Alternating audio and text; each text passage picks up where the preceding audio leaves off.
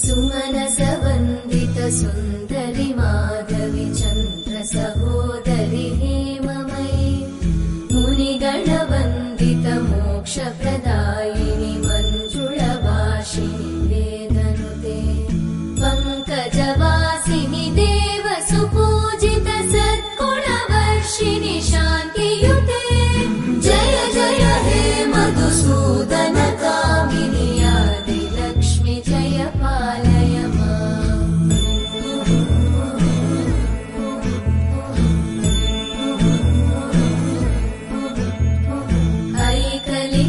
ऐकलिकल्मषनाशिनि कामिनि वैदिकरूपिणि वेदमये क्षीरसमुद्भव